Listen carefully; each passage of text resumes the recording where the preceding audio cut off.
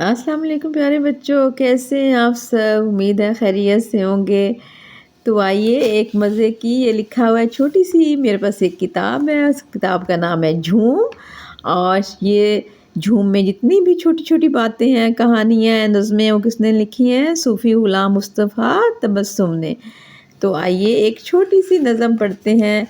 लिखा हुआ है पते की बात।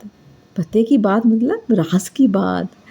लिखा हुआ है पते की बात, आओ आओ तुम्हें सुनाऊं, आओ आओ तुम्हें सुनाऊं, यारो एक पते की बात।